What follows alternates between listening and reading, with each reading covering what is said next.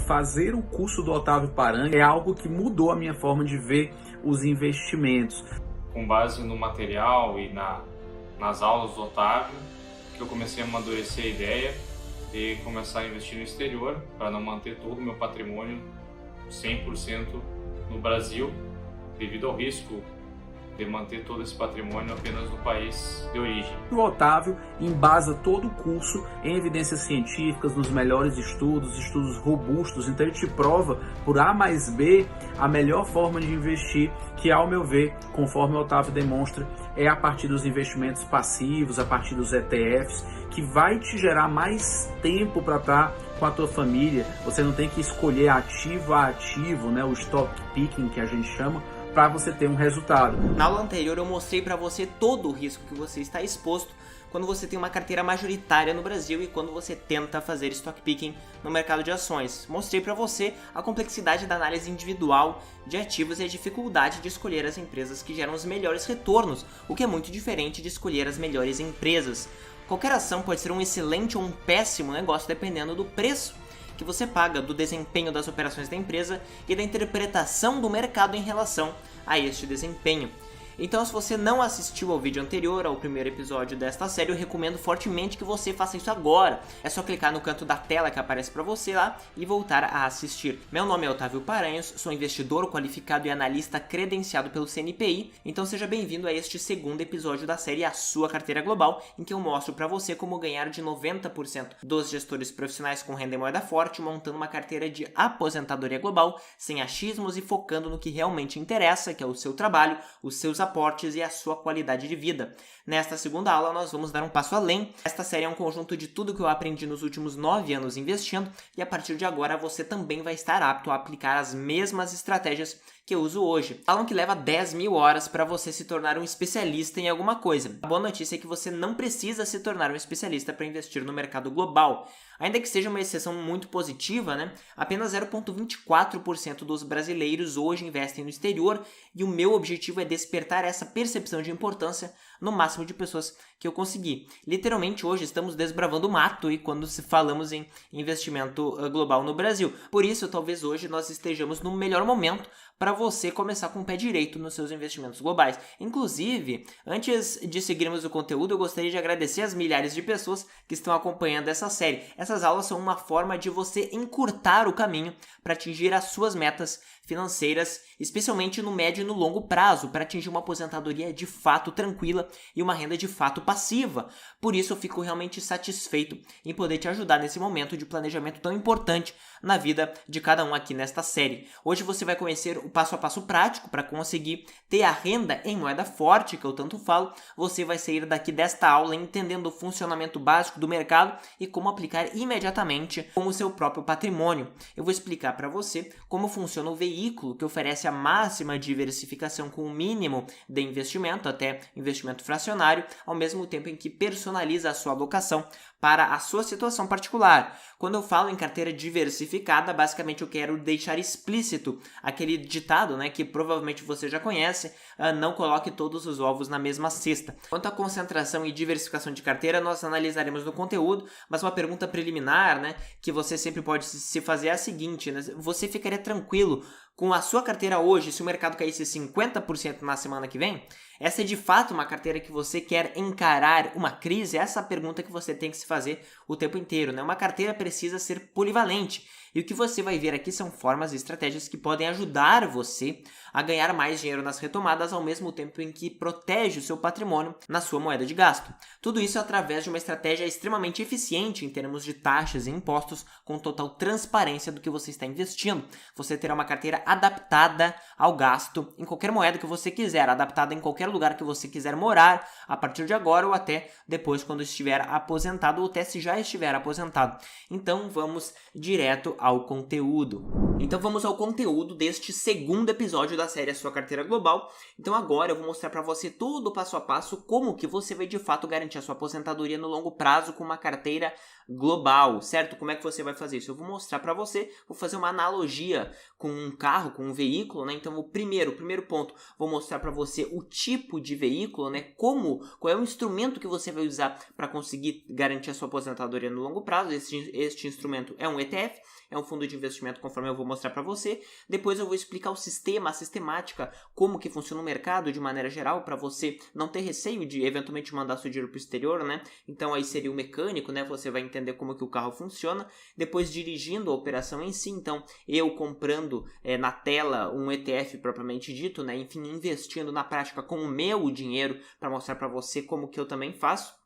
E também depois vem a parte do caminho, a evolução de alocação. Portanto, isso aqui é essencial para você entender desde o início do seu período de acumulação, se você tiver 20 anos, até lá quando você tiver 60, 70, 80 anos, mesmo aposentado, como que tem que ser a sua divisão de classe de ativos. Então, já respondendo a pergunta, isso aqui vale para mim que tenho 39 anos, vale para mim que tenho 65 anos? Lógico, porque você vai ser investidor até o final da sua vida, na medida em que você tiver qualquer real como reserva, como investimento. Qualquer valor que você tenha será investido, seja no início do seu período de acumulação, seja até o final da sua vida você será investidor. Portanto, mesmo que eu já estou aposentado, posso investir? Sim, pode com certeza, apenas adaptando a alocação à sua situação pessoal, ao risco e à volatilidade que você pode aceitar, certo? Então vamos lá. Então o primeiro item é o tipo de veículo. O que é um ETF? O que é este fundo de investimento? Um fundo de investimento ele é um condomínio na realidade, assim como você tem na sua casa, tem um condomínio, então dentro dele pode entrar qualquer tipo de ativo, portanto pode entrar um quadro, pode entrar uma participação em uma empresa, pode entrar um título de crédito de renda fixa, por exemplo, qualquer coisa entra dentro de um fundo de investimento, certo? E ele é muito diversificado e eficiente. Por que ele é eficiente para você no longo prazo? Basicamente por alguns motivos. Primeiro ponto, dos ETFs eles são democráticos. O que eu quero dizer com isso? Qualquer corretora que você tem acesso a praticamente qualquer ETF. Por quê? Porque o ETF ele é negociado em bolsa de valor e isso gera grandes diferenças, tá? Primeiro ponto, logicamente, você pode escolher qualquer ETF, mais de 2.500 que são negociados no mundo aí, mesmo que você tenha conta numa corretora pequena eventualmente. Agora, isso é muito diferente de você investir em um fundo de investimento listado em uma corretora, como por exemplo a XP, como a Isinvest, como a Rico, como a Clear, como o BTG Pactual, qualquer corretora dessas brasileiras, elas têm uma lista de fundos específicos e que você só tem acesso àquela lista, então é algo bem mais restrito, tá? Então você tem bem menos opções neste ponto. Outra questão também é a liquidez. Para este fundo que você investe através da sua corretora, você pode demorar muito mais para recuperar o dinheiro. Em um ETF como ele é negociado em bolsa, ele tem necessariamente a liquidez da bolsa, que é padrão de 2 dias úteis, certo? Então, mesmo que você invista através de um ETF em um título de renda fixa, por exemplo, que não é líquido, o fundo de investimento comprou um título que vai vencer lá em 2030, você irá ter liquidez sempre em 2 dias, mesmo que o título seja de longuíssimo prazo. Essa é uma grande vantagem. Outro ponto essencial, isso aqui gera uma vantagem muito grande tributária para você e também de taxas, é o seguinte: para todas as pessoas que querem entrar e sair do fundo, elas é que irão pagar as taxas e os impostos para entrar e sair do fundo, taxas de corretagem, impostos sobre o ganho de capital, sobre a venda, etc, etc, etc. As pessoas que estão dentro do fundo, se você é um investidor de longo prazo e você entrou em um ETF, você não vai arcar com os custos de outras pessoas que estão querendo entrar e sair e gerar carteira eventualmente. Isso é muito diferente de um fundo que é listado na sua corretora lá, porque é o fundo que vai ter que arcar com os custos de aumento e diminuição do fundo, com os custos de compra de novas ações para que as ações entrem dentro do fundo,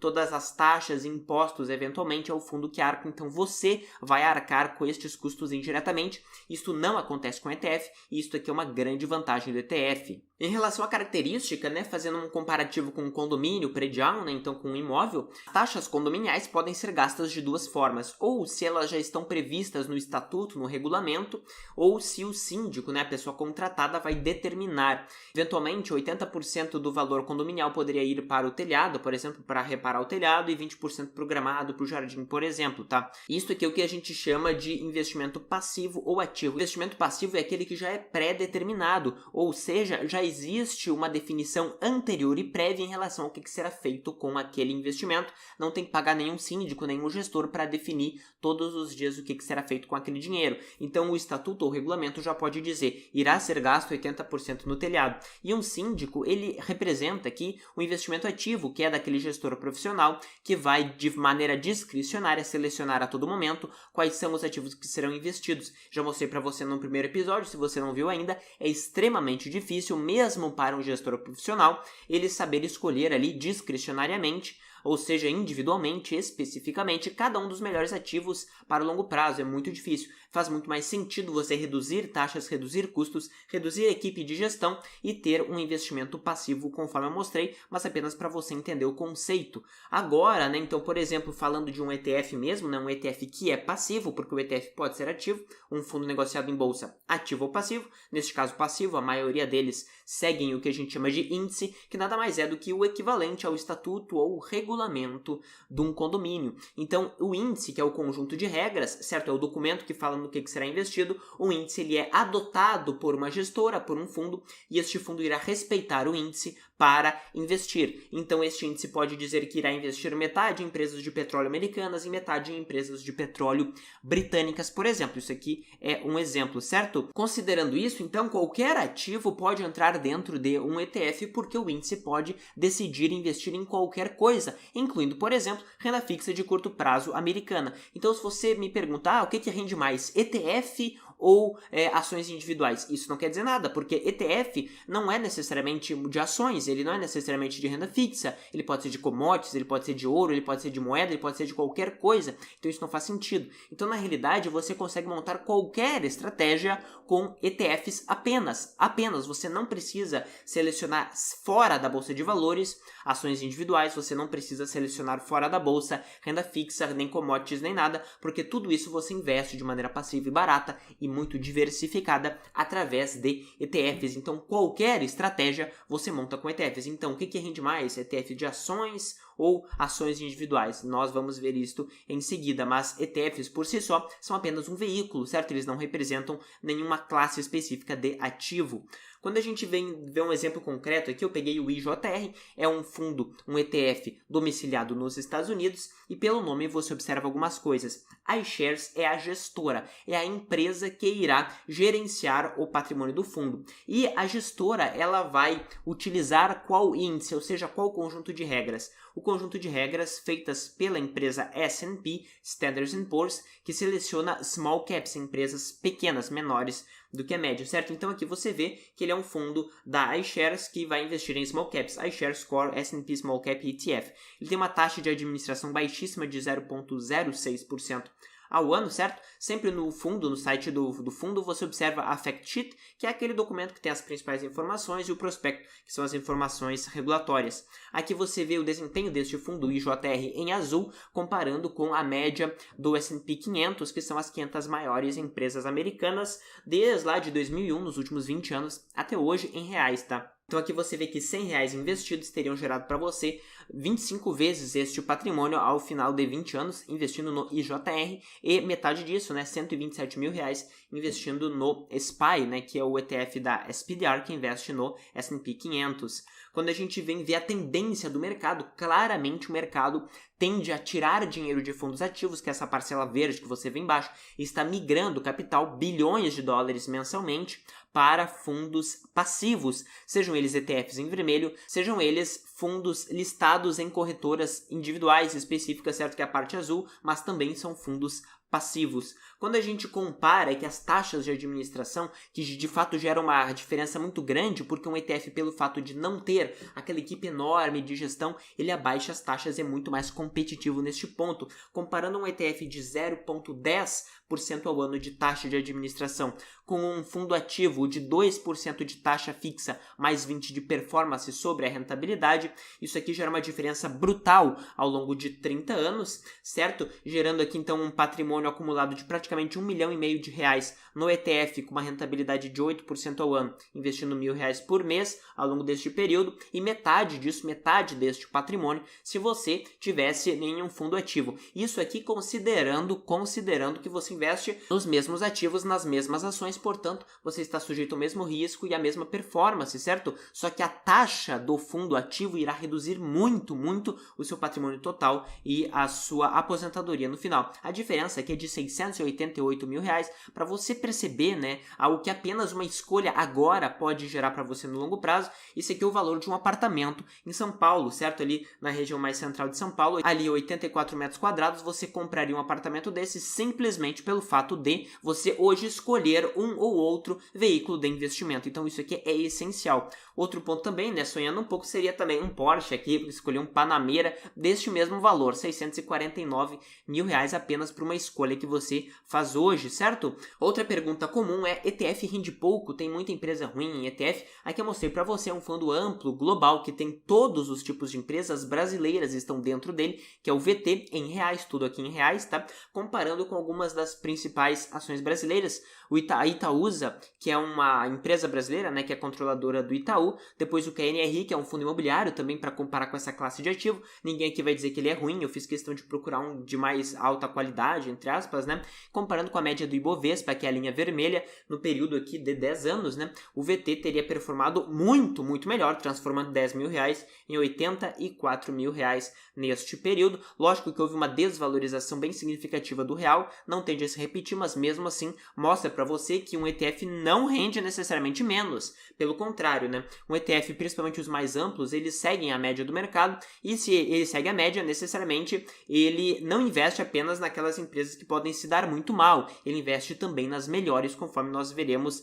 a seguir. Aqui peguei um exemplo concreto para você, né? Se você poderia me perguntar: ah não, o ETF investe em muita empresa ruim, muita empresa lixo, não quero investir. Bom, isso aí é porque você não olhou todos os mais de 2.500 ETFs que existem, né? Aqui eu peguei dois que são excelentes em termos de qualidade, é isso que eles buscam: alta rentabilidade sobre o patrimônio líquido, baixo endividamento. O SPHQ é um ETF de ações americanas, o IDHQ é um ETF de ações de desenvolvidos, outros países desenvolvidos, fora dos Estados Unidos, então mais Europa, Japão. Os dois fundos de investimento, eles têm na média das suas ações, rentabilidade sobre o patrimônio líquido enorme, de 69% para o fundo americano e 25% para o fundo de outros países, né? Quando a gente compara até ações brasileiras, como a Taesa, a Engie, tudo fica nessa faixa de 20%. Você não vai me dizer que são ações ruins, né? No Brasil, comumente aí, na mídia financeira falam que são ótimas empresas, de fato são, né? Mas você consegue isso de uma maneira muito mais diversificada e sistemática através de ETFs no mundo inteiro.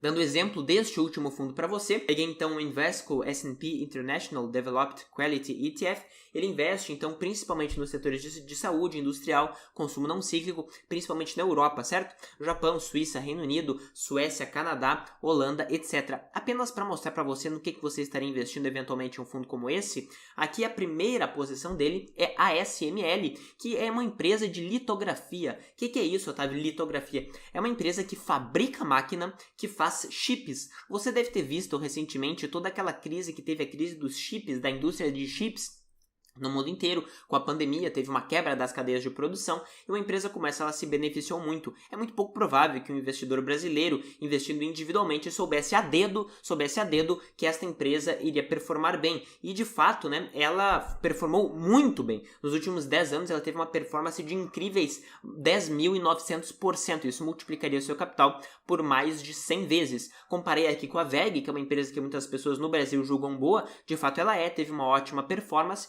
mas quando a gente observa, né, existem empresas que muitas vezes passariam despercebidas por você e que entram no fundo que você irá investir se for um fundo passivo, certo? Então aqui você observa, né, até comparando o desempenho do IDHQ em reais frente ao Ibovespa, teria uma performance bem melhor. Aqui eu peguei a partir do pico da crise de 2008, então ocorreu aquela queda de praticamente 50%, depois houve uma retomada mais forte do Brasil, até porque ele é um pouquinho mais cíclico, mas depois, já um ano depois, o IDHQ já ultrapassou. E aqui não estou falando daquelas ações americanas que performaram muito bem, os Estados Unidos performam muito bem. Eu estou falando aqui de ações europeias e japonesas principalmente, tá? Que quando a gente olha a média do mercado não desempenhou tão bem assim, mas o Ibovespa ficou muito, muito para trás. E nem estou falando da desvalorização necessariamente do dólar, certo? Porque estas ações aqui, originalmente nos seus países de origem, são negociadas em outras moedas que não necessariamente o dólar. Aí você pode me dizer: não, mas é seguro investir nessas empresas, nessas gestoras que eu não conheço, a BlackRock, a Vanguard, por exemplo.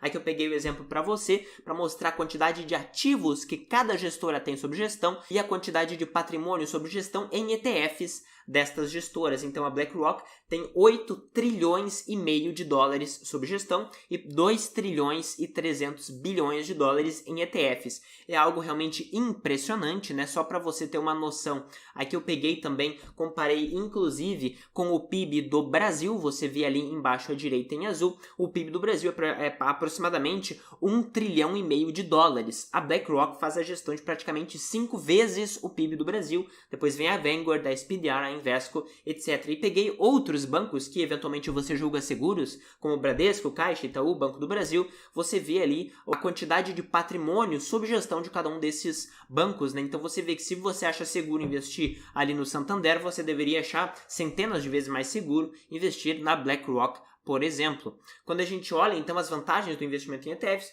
você não tem análise individual de ativos, porque a maioria deles é passivo, né? Não tem, então, acompanhamento mensal, trimestral, etc. O rebalanceamento ele é automático, porque o índice, aquele conjunto de regras, vai automaticamente rebalancear a carteira. Alta personalização, mais de 2.000 ETFs para você investir nos Estados Unidos, certo? E também na Europa, nós veremos em seguida, consistência na estratégia, isso aqui é essencial porque ele não muda conforme aí o humor do gestor, né? Ele sempre segue a mesma regra, o mesmo perfil de risco e de retorno. Diversificação é incomparável, não teria como você individualmente investir em milhares de empresas, as taxas são ridículas, são muito baixas perto do benefício que você tem e não tem gastos com casa de análise, conforme nós já vimos, né? Agora, como é que funciona o mecânico, o sistema, né? Como que funciona esse sistema de você investir diretamente no exterior, né? Primeiramente, né, nós temos um círculo aqui, né? Então existe o fundo, que é o condomínio, aqui eu peguei o exemplo do IJR, ele terá então as suas ações custodiadas e inscritas em seu nome em um banco que é o banco custodiante,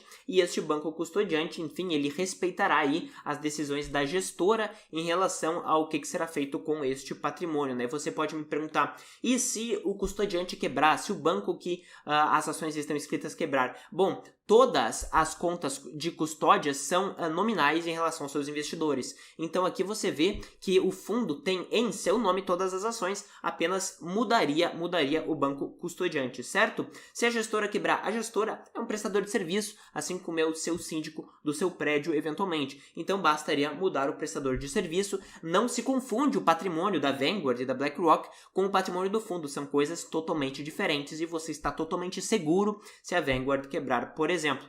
Aqui você observa como é que funciona o sistema de liquidação, né? Então você, investidor, você irá em uma corretora de valores, assim como no Brasil, é exatamente a mesma coisa, né? Investir, então, através da Bolsa de Valores, que é onde o comprador e o vendedor se encontram, e lá, na Bolsa de Valores, irão ser enviadas as informações para a Câmara de Compensação, que é onde irá ser trocado o bem com o dinheiro, certo? O vendedor e o comprador irão trocar o bem e o dinheiro como a DTCC nos Estados Unidos, e esta informação irá ser repassada aos bancos custodiantes do comprador e do vendedor, para que a informação de patrimônio, né, saia de um custodiante para ir ao outro custodiante, ao outro banco, certo? É assim que funciona o procedimento. Então, o que você precisaria para investir no exterior? Basicamente, o seu RG, o seu CPF e um comprovante de residência, basicamente porque você precisa ter conta em um banco, certo? Precisa ter conta em um banco para você enviar os recursos para lá. E quais as corretoras que você poderia escolher? Existem algumas já mais disponíveis para brasileiros, as que não têm corretagem, por exemplo, tem a Avenue, a TD Ameritrade, a Passfolio e a Stake. Não tenho nenhuma relação comercial com elas, é só listando para você. Também não há capital mínimo para você investir através da Interactive Brokers, que é uma das corretoras mais amplas e dá acesso não só ao mercado americano, mas também ao mercado europeu, asiático, por exemplo. E uma que tem capital mínimo também, que você precisa investir $20 mil, é a Charles Schwab, aí eventualmente para quem tem um capital maior. Quando a gente observa, então, qual é o procedimento, é muito rápido, tá muito rápido e prático. Aqui eu peguei o exemplo do pequeno formulário que você tem que preencher para a corretora Avenue Securities, por exemplo, demora menos de 5 minutos, então é quase tão prático quanto você abrir uma conta em qualquer corretora brasileira, tá? Não há diferença alguma nesse sentido. Como enviar o dinheiro para lá, né? Basicamente, como você estará investindo diretamente no exterior, você precisa de uma empresa de câmbio que irá comprar dólares para depositar os dólares na sua corretora no exterior e ter acesso ao mercado global, tá? Algumas empresas fazem isso, como a Remessa Online e como a Wise, por exemplo. Outra possibilidade também é você escolher uma corretora que já tem dentro do seu conglomerado econômico uma uma empresa de câmbio, né? Por exemplo, a Avenue ela já comprou aí corretoras de câmbio, então você apenas abre a conta na Avenue, você manda o dinheiro para eles, na realidade para a corretora de câmbio deles, e eles automaticamente depositam na sua conta. É realmente muito prático e fácil, né? Aí você pode me perguntar, se a corretora quebrar, o que acontece? Nos Estados Unidos existe seguro sobre isso, tá? Seguro de até $500 mil para os seus ativos e $250 mil para o dinheiro que você tenha na sua conta, na sua corretora, certo? E o custodiante também, conforme eu já mencionei, o registro de propriedade ele é do ativo, né? O registro do ativo em nome da corretora em seu benefício. Tudo está registrado, então, eventualmente, se ocorrer algum erro, por isso que existe este seguro. Esse é o funcionamento do mercado americano. Existe uma regulamentação muito forte, muito maior até do que no Brasil sobre isso. Não tem problema nenhum neste sentido. Apenas para você ter mais segurança, gostaria de mostrar para você que existe um site nos Estados Unidos, que é o Broker Check, que você consegue verificar o status de registro da sua corretora. Então, por exemplo, aqui eu vou colocar a Avenue Securities, que é uma corretora, certo, americana feita mais para brasileiros, e aqui você consegue ver todas as empresas que têm este nome. Aqui você vê a primeira, que é a corretora que nós queremos, e aqui você observa quando que ela foi registrada, se está tudo certo com ela, quais são aqui todos os principais diretores, todos os executivos principais, todos os estados em que ela está registrada, os órgãos que ela está registrada, então aqui o órgão federal, né, a SEC, que é equivalente à CVM no Brasil, e o órgão autorregulador das instituições financeiras nos Estados Unidos, que é a FINRA, também está registrada. Então aqui você vê todos os registros e vê que de fato ela preenche todos os requisitos de segurança. E se você não sabe inglês, como é que fica, né? Existem corretoras já no Brasil, conforme você vê aqui, que permitem o acesso na realidade através do português. Então, por exemplo, a Passfolio, a Avenue e a Stake são duas corretoras que permitem o investimento totalmente em português, certo? Totalmente em português. Fora o Google Translate, né, que também permite tradução de qualquer site que você queira. Você pode me perguntar, compensa o custo de eu mandar para lá? Não é muito caro? Aqui eu fiz um exemplo concreto para você ver, aportes de R$1.000 por mês, rentabilidade bruta real acima da inflação de 8% ao ano, comparando até, eventualmente, com um BDR, que é aquele investimento através do Brasil, certo? Um recibo brasileiro de um ativo no exterior, em que você poderia, através do Brasil, investir no exterior, comparando com o investimento direto lá fora, certo? E aqui eu coloquei o custo de você mandar para o exterior e o custo de você trazer do exterior. Então aqui inclui o custo de repatriação, inclui o IOF e a taxa de spread cambial. E você vê que ao longo deste período aqui, a linha azul começa a subir acima da linha vermelha. É praticamente a mesma coisa, porque o ativo investido na realidade é o mesmo, apenas a diferença de taxa, tá? A maior diferença de taxa decorre da vantagem tributária que existe de você poder vender ativo no exterior até R$35.000 por mês sem pagar imposto de renda. No Brasil isso aqui não existe, então se você vender um ETF ou um BDR aqui no Brasil, você paga 15% sobre o seu ganho. Neste caso, a diferença seria de R$178.000 ao longo de 30 anos, tá? Ao longo de 30 anos. E só para você ter uma ideia bem concreta do que isso significa, aqui eu peguei um exemplo, né? Só para mostrar para você, você poderia fazer uma viagem para Portugal, por exemplo, por R$3.000. E se você viajar também, já pesquisei para Cancún, se você viajar para Orlando, você poderia fazer 15 viagens para cada um desses países, portanto aí 45 viagens internacionais, somente com a diferença que você teria por escolher um fundo estrangeiro diretamente e não um fundo brasileiro por causa dessa diferença tributária, só para mostrar para você. Mas agora, mesmo se não houver mais este benefício tributário de vendas até R$35.000, será que ainda vale? Sim, vale, a diferença seria de R$38.000, ainda assim uma bela de uma viagem, de várias viagens na realidade, para o exterior, enfim, qualquer coisa que você queira fazer, comparando os mesmos ativos, um BDR no Brasil e um ETF direto lá no exterior, considerando todas as taxas de envio e de repatriação. Quais os impostos que você deveria pagar, né? Então, primeiro aqui, você, para o ganho de capital, né, para a venda com lucro, você pode vender no exterior até R$35.000 por mês e ser isento. No Brasil, só existe isenção de 20 mil para ações. Para outros ativos, como ETFs e fundos imobiliários, não tem esta isenção. E também no exterior, conforme eu mencionei, existe sim o IOF de 0,38%, mas que no longo prazo ele é reduzido porque você só paga uma vez na ida e uma vez na volta. Você não não tem que ficar pagando ano a ano, eventualmente, muito mais taxas que você paga de fundos de investimento. Você não precisa ficar pagando ano a ano taxas muito mais altas para fundos aqui no Brasil. No Brasil, a herança é tributada de 4 a 8% nos estados, é o ITCD. Se você investir através de um fundo irlandês, por exemplo, domiciliado na Irlanda, e se você consegue através de uma corretora como a Interactive Brokers, você não tem nenhum imposto sobre herança. Isso não existe para pessoas que não são residentes na Irlanda. E nos Estados Unidos, né, se você for um brasileiro investindo lá, você não tem nada de imposto até $60 mil, portanto R$315 mil por CPF, né? Então mesmo que você seja casado, enfim, em conta conjunta ou não interessa, $60 mil por pessoa, $60 mil por pessoa. Se você investir em ativos americanos, você tem total isenção. Acima disso, começa uma tributação sobre herança de 18% a 40% na média, certo? Então isso aqui é só para você entender como que funciona a tributação. No Brasil, provavelmente ela vai aumentar além destes 8%. Imposto sobre dividendos, que muitas pessoas perguntam, né? No exterior, se você recebe qualquer coisa do exterior, aluguel, dividendo de ação no exterior, você paga conforme a sua tabela progressiva do imposto de renda de 0% a 27%. Assim como você tivesse um trabalho no Brasil, então você também paga este imposto, né? No exterior, nos Estados Unidos, de ativos americanos, você é tributado na fonte lá em 30%, então pode abater e não pagar mais nada no Brasil, mas é tributável, mas não paga nada porque já pagou no exterior. Você pode reclamar e falar, nossa, é muito caro, eu pago muito imposto para dividendo. Bom, os americanos, eles já pagam de 10% a 37% sobre estes dividendos, porque lá nos Estados Unidos existe muito menos tributação sobre o consumo e sobre o sistema de produção, e a tributação incide mais sobre a renda. Cabe salientar que no Brasil também, com a reforma tributária, haverá tributo, provavelmente, conforme a tramitação, haverá tributo também sobre dividendo, então não vai mais fazer tanta diferença assim, e irá acabar a sua desculpa alegando aí que no Brasil eu recebo um dividendo maior porque não é tributado, né? Isso tende a mudar bastante a política de dividendos de ações brasileiras.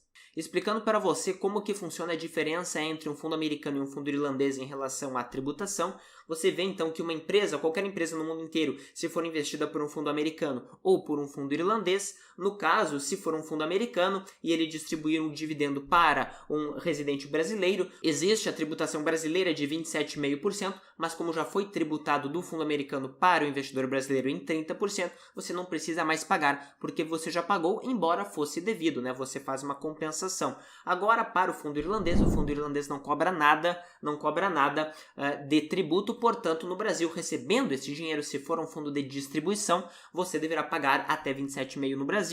Agora, se for um fundo de acumulação, que na Irlanda existe e não existe de acumulação nos Estados Unidos, se for de acumulação na Irlanda, você não receberá nada e, portanto, não pagará nada. Você só pagará quando você vender as cotas deste fundo, porque o dinheiro ele vai juntando, ele vai aumentando a bola de neve dentro do fundo e, portanto, o seu fundo ele cresce mais rápido. As suas cotas se valorizam mais rápido. Então, você vai pagar somente o imposto sobre o ganho de capital, que é de 15%, se você não for isento, né? Se você vender acima de R$35 mil. Abaixo de R$35 mil não há nenhum tributo. Então, é uma vantagem tributária em relação a estes ETFs irlandeses. Portanto, é totalmente possível você pagar muito menos imposto através de um investimento no exterior do que você paga, por exemplo, no Brasil, quando você considera que você poderia pagar em um ETF brasileiro 15% necessariamente sempre, ou também um BDR brasileiro, por exemplo, até fundos imobiliários aqui quando você vende pagando 20%. E dando um exemplo concreto para você, como que você encontra um ETF, né? Aqui eu entrei neste site, o ETF.com, ele é um site para você filtrar e ver qualquer informação sobre ETFs domiciliados nos Estados Unidos. Você vem aqui em ETF Tools and Data, em ETF Screener, que é o filtro, né? E a partir desse filtro você vê que existem incríveis 2.600 fundos para você investir. No Brasil existem aí 500 ações, nos Estados Unidos 2.600 ETFs diferentes, é incrível, né? Então você coloca aqui Equity se você quiser de ações e aqui você tem qualquer fundo que você queira praticamente, né? 1.900 fundos. Se eu pegar a categoria, por exemplo, posso pegar aqui por estilo, certo? E daí eu vou aqui na parte de features, né? Que são as características e coloco estratégia, por exemplo. Eu posso selecionar, vou dar um exemplo concreto para você, um ETF de valor. Aqui ele lista para mim todos os ETFs de valor. E se eu quiser, por exemplo, um ETF de small caps de valor, que eu já invisto e vou mostrar para você como que você investe na prática neste ETF, aqui você encontra o Sleeve. Aqui tem o filtro, né, em que você poderia verificar cada um deles, mas este aqui é um ETF muito bom, muito barato e muito eficiente, certo? Ele segue o índice da Standard & Poor's 600 Small Cap Value ETF. Então, nós vamos ver agora como que nós fazemos a compra deste ETF. E agora nós vamos analisar na prática como que você poderia comprar uma ação de fato na minha tela, tá? Então essa aqui é a corretora que eu uso, a Interactive Brokers, eu recomendo, ela é muito boa, dá muitas opções para você investir no mundo todo e não só nos Estados Unidos. Então aí você entra dentro dela, você clica ali na parte de Trade, de negociação, e daí você tem que digitar o seu código, assim como você faria uma corretora no Brasil. Eu vou comprar o fundo Sleeve, certo? Ele é da SPDR, que é uma gestora, certo? E ele segue o índice Standard & Poor's 600 Small Cap Value. Eu vou explicar melhor para você essa parte de quais tipos de fundos de fatores em seguida, certo? Mas este aqui você verifica que ele é negociado na Arca, que é uma bolsa de valor nos Estados Unidos. Então é o código Sleeve, você clica em cima dele, ele está sendo negociado hoje a $82,19 aproximadamente. Ordem, qual é o tipo de ordem? Assim como no Brasil é a mesma coisa, ó, ordem limite ou ordem a mercado, tem algumas outras, certo? Ordem stop aqui, eu vou colocar uma ordem limitada porque eu não quero pagar mais do que um determinado preço que eu determinei, e isso deve ser feito sempre com ETFs, certo? Então se ele está sendo negociado a $82,19, eu vou colocar aqui que o limite que eu quero pagar é $82,50, por exemplo, para não ultrapassar este valor. A quantidade de cotas que eu quero comprar é de 100 cotas, o que daria $8.219, então esse aqui é o máximo que eu espero gastar aproximadamente, certo? Então aí eu vou colocar até quando, né? Até hoje, né? O mercado ele está aberto, portanto eu vou submeter a ordem.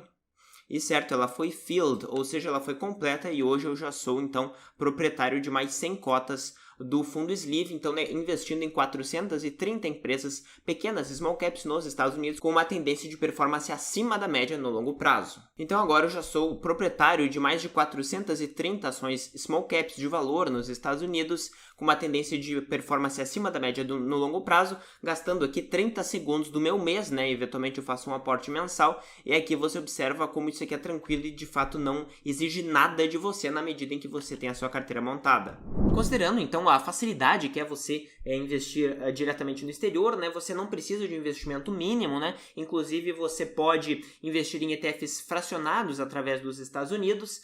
Você não investe necessariamente em ações ruins, porque você pode selecionar justamente uma estratégia que seleciona só empresas boas ou aquele critério que você busca. Nem sempre paga mais imposto, pelo contrário, pode pagar menos imposto ou quase nada de imposto sobre ganho de capital e também sobre dividendos. E existem muitas vezes maiores benefícios fiscais, conforme nós vimos, né? É muito mais seguro em crise, principalmente conforme você viu no episódio 1 desta nossa série aqui. As taxas com certeza compensam o investimento, isso é claríssimo, tá? É tão prático quanto você investir no Brasil, você viu a velocidade que é para você fazer uma compra no exterior diretamente. É tão mais seguro do que investir no Brasil, com certeza, né? Porque você tem a diversificação global em várias outras moedas, e ETFs podem potencialmente aumentar a sua rentabilidade porque reduzem a sua atuação sobre a sua própria carteira, e isso é muito ruim no longo prazo, certo? É uma tendência global e mundial a verificação de que estratégias passivas fazem muito mais sentido no longo prazo. Agora nós vamos analisar o quarto passo, que na realidade é a evolução de alocação, é o caminho. Como que você vai fazer para você estruturar a sua alocação de ativos ao longo do tempo, certo? Aqui eu mostro para você como que no meu ponto de vista faz sentido. Isso aqui é baseado em análises empíricas e acadêmicas desde aí mais ou menos dos anos 90 que estudos têm demonstrado que isso aqui faz sentido, tá? Então, no momento em que você escolhe qual é o seu momento de aposentadoria, aqui eu dei o exemplo aos 65 anos, não é necessariamente verdade, você pode colocar para trás ou para frente conforme o seu perfil. Considerando aos 65 anos, faz sentido antes deste período você ter ativos com maior expectativa de retorno, né? Então ativos mais rentáveis, e chegando próximo ao momento da aposentadoria, da linha vermelha, você reduz o risco, você adota maior alocação em ativos mais seguros, principalmente renda fixa aqui, tá? Estou falando de renda fixa, então estou falando que não vale a pena investir em renda fixa quando você tem 20 anos, por exemplo, tá? Por que isso, né?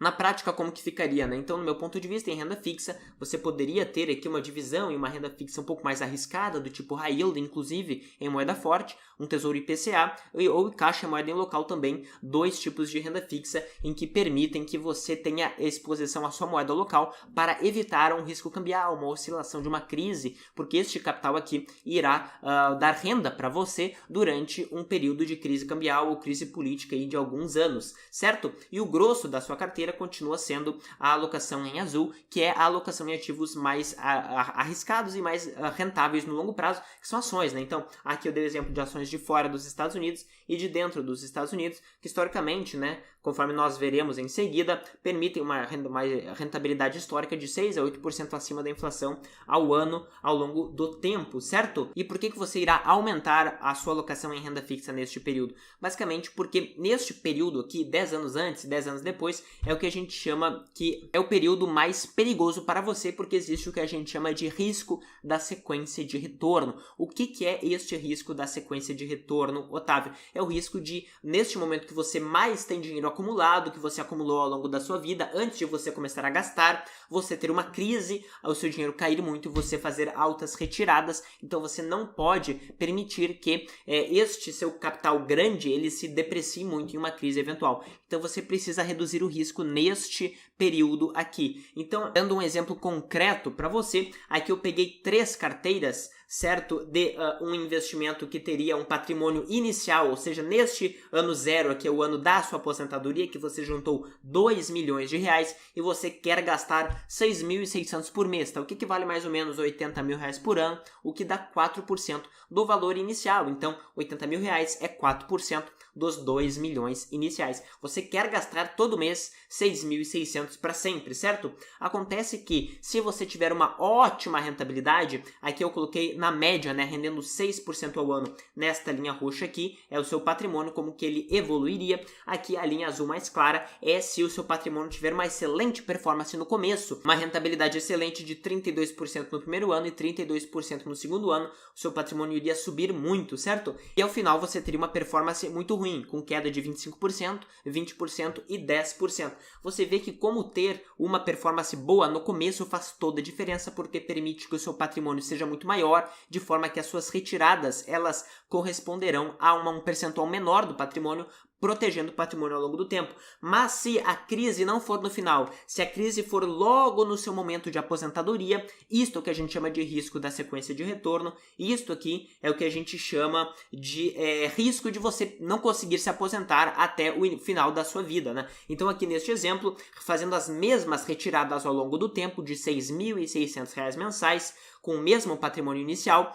mas com uma rentabilidade ruim no começo, você iria depreciar o seu patrimônio muito neste período e o seu dinheiro iria acabar ali no ano 24, certo? No ano 24, portanto, ali no ano 24 você acabaria totalmente com o seu patrimônio. Isto aqui você não pode permitir, por isso você não pode permitir ter quedas de 20%, 30% nos anos posteriores, próximos ao início do seu usufruto, certo? Isso aqui é muito importante. Então, quanto que você poderia retirar historicamente por ano, certo? Isto aqui, com muito mais profundidade, será analisado no meu curso Investimentos Globais, que eu vou mostrar para vocês em seguida, depois, mas neste momento aqui, você precisa entender que você não pode se arriscar muito no seu momento de aposentadoria.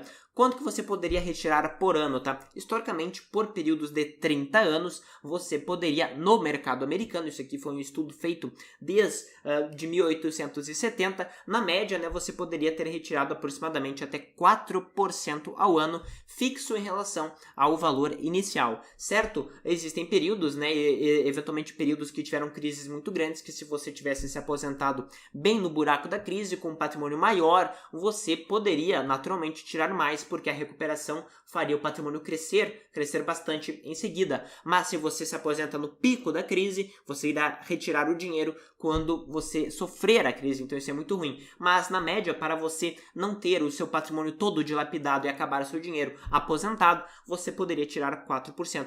Você poderia me perguntar, não, mas não adianta eu focar em dividendos, eu quero uma carteira de dividendos. Aqui deu um exemplo concreto para você o que esse tipo de estratégia pode fazer. O SDIV é um fundo de investimento que seleciona as maiores maiores ações pagadoras de dividendos ao longo do tempo. Não é uma boa estratégia de maneira geral. Dividendos aumentam a sua tributação e reduzem a sua expectativa de retorno por taxas simplesmente, né, deste caso do governo, né, impostos. Então você vê que a cota de um ETF como SDIV, que seleciona as ações com as maiores dividend yield, né, com maior yield, com a maior rentabilidade em dividendos em relação ao valor da cota, né, você teria uma péssima rentabilidade ao longo destes últimos 10 anos, mesmo em um período em que o mundo andou para frente de maneira muito forte mesmo, né? Você teria perdido metade do seu capital, mesmo recebendo aproximadamente 8% ao ano em dólar. Então você não pode supor que você continuará recebendo este dividendo no futuro. Então você precisa repensar a sua estratégia de aposentadoria se você pensa em dividendos. Agora, em relação ao quinto passo, que é o modelo de veículo, qual ETF você vai escolher, e vários outros pontos sobre carteira, nós vamos falar no terceiro e mais importante episódio desta série, a sua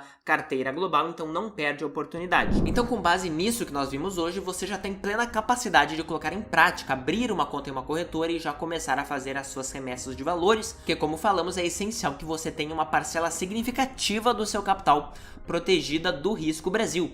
O quinto passo, conforme eu falei no começo dessa aula, é a análise do modelo de veículo, né? Quais são os ETFs específicos que você poderia escolher para o seu caso concreto, como personalizar a carteira, bem mais conteúdo sobre essa parte de carteira, tá? Então deixa aqui embaixo o seu comentário sobre o que você achou dessa aula, me conta aqui embaixo se ela fez sentido para você e o que você espera para o próximo episódio desta série. Este conteúdo que eu estou passando para você, como eu falei no primeiro episódio, eu abordo com muito maior profundidade no meu curso completo em Investimentos Globais, que é um passo a passo muito mais detalhado e aprofundado para você conseguir investir melhor no exterior, personalizar a sua carteira para o exterior, seja se você estiver no início do seu período de acumulação, seja se você já estiver aposentado no usufruto, certo? Com explicações muito mais elaboradas sobre operações no exterior, estratégias tributárias, estratégias de alocação, mentorias fechadas, dentre outros pontos, né? Mas eu só vou mostrar mais detalhes sobre o curso Investimentos Globais agora no nosso terceiro episódio, que é quando você vai saber como você vai ter acesso a este meu método completo e também a nossa comunidade, né? Deixe o seu comentário então aqui embaixo. Se porventura você tiver alguma dúvida, é só colocar aqui que eu vou responder pessoalmente, certo? Então, até lá, abraço!